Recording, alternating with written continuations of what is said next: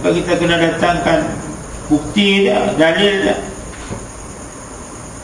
Wal yaminu ala man ankara, dan bersumpah juga ke atas mereka yang tidak, yang mengingkari, yang ingkar lah.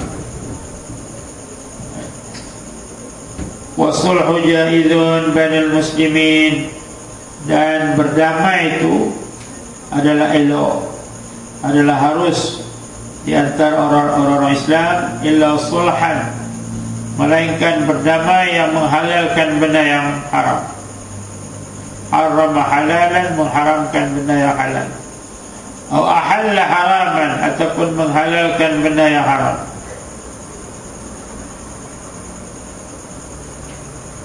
Wala yamna'uka qada'un qada'tahu al-yawma faraja'ta fihi nafsaka, dan tidak ada apa halangan oleh sebarang keputusan yang mana kamu buat keputusan pada hari ini, maka pada besok hari kamu kembali semula balik.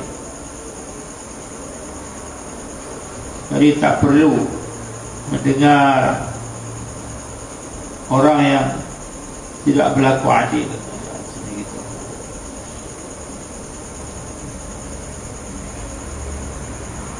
Jadi apabila telah tercapai maksud untuk melihat wajah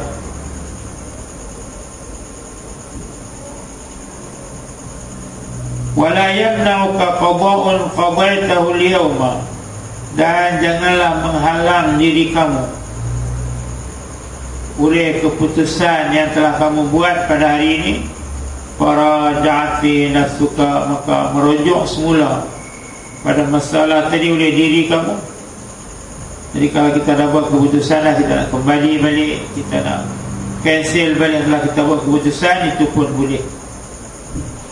Wa hudita fihi li rusydika, dan kamu telah diberi petunjuk padanya untuk kebaikan kamu.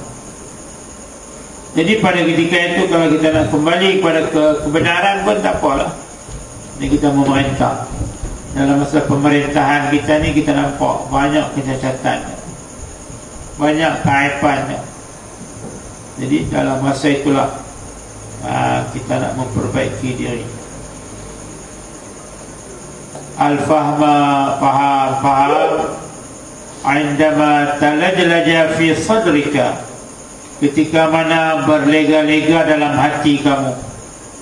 Ada juga masa memerintah itu, dia akan berlega-lega dalam hati. Jadi bermakna kalau kita tahu benda itu adalah salah, yang paling terbaiknya kita kembali balik ke jalan yang benar. Contohnya bila kita sebagai pelajar ni, bila kita baca kitab, tiba-tiba tersilap baca, jadi kita kena semak balik, baca semula balik.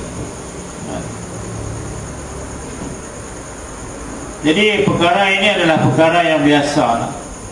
Jadi kalau kita kembali, wa muraja'atul haqqi khairun minat tamadi fil batil, dan kita kembali kepada kebenaran lebih baik daripada kita berterusan dalam kebatilan. Jadi, daripada kita dalam keadaan yang batil, maka lebih baik kita kembali kepada kebaikan. Al-fahma, fahamlah, indama talajlaja fi sadrika, apabila bergeloralah dalam dada kamu, talajlaj,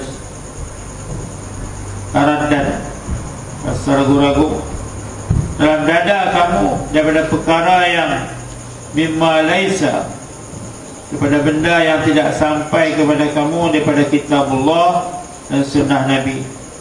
Hari kita kena boleh faham betul-betul lah, ambil kefahaman betul-betul.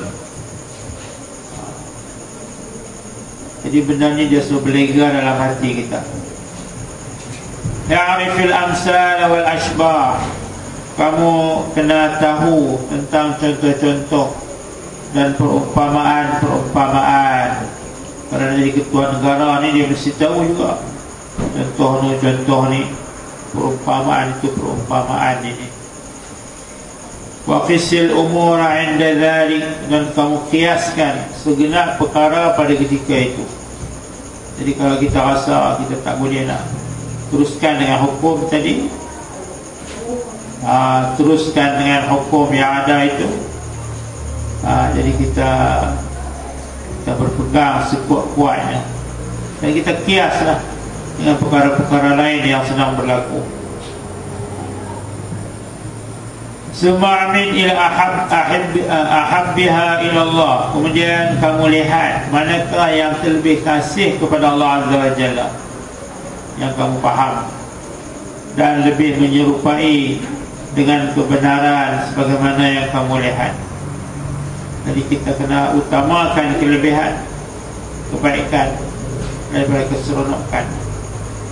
Waj'al lil mudda'i haqqan ghaiban aw bayyinatan amada yantahi. Dan jadikanlah orang yang cuba nak didakwa sebagai hak yang ghaib, iaitu memang sepatutnya dilayan sebagai satu orang yang hak, orang yang betul, ghaiban yang tidak ada, au bayyinatan abada, atau sebagai saksi yang berterusan yang merujuk kepadanya. Ini teguran ataupun ajaran daripada Umar bin Khattab radhiyallahu ta'ala anhu terhadap para pemimpin di bawah kerajaannya.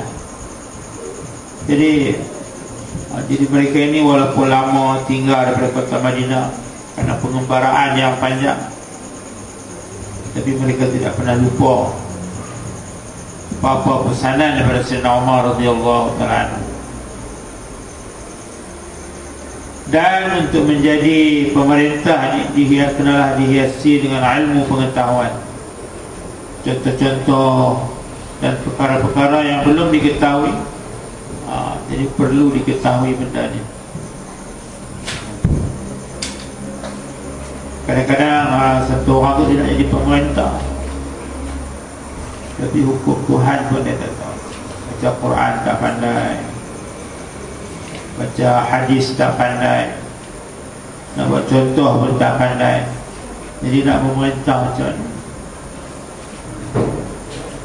Dan satu lagi ialah pandai qiyas. Jadi orang yang nak menjadi ketua ataupun menjadi pemimpin, ketua negara itu, sebenarnya sekurang-kurangnya dia tahu selok-belok daripada Al-Quran, hadis, dan bagaimana kita nak qiyas. Qiyas, perkara ni kita boleh buat begini, perkara ni kita boleh buat macam ni. Jadi selagi seseorang itu tidak mengetahui tentang contoh-contoh, tentang asbah, tentang kiasan-kiasan ini, maka dia tidak layak untuk menjadi ketua negara. Tak layak kan? Jadi bila dia membuat contoh-contoh dan membuat misalan-misalan, contohnya, kemudian dia akan suma'mid ila ahabbiha, kemudian dia berpegang kepada perkara yang paling dia sukai. Dia rasa inilah yang paling terbaik di sisi Allah Subhanahu wa ta'ala. Wa asbaiha bil haqqi fi ma tara, dan yang lebih menyerupai dengan kebenaran sebagaimana yang dia lihat. Ini cara kita nak menjalankan pemerintahan. Jadi kita kena kembali rujuk pada hukum Allah Ta'ala. Kalau tak ada, jadi kita qiyas. Dengan qiyas ni, cari yang paling dekat dengan kebenaran dan menjauhi kesesatan. Ila wadana tajarasatana fi hadhihi al-laylah. Assalamualaikum warahmatullahi wabarakatuh.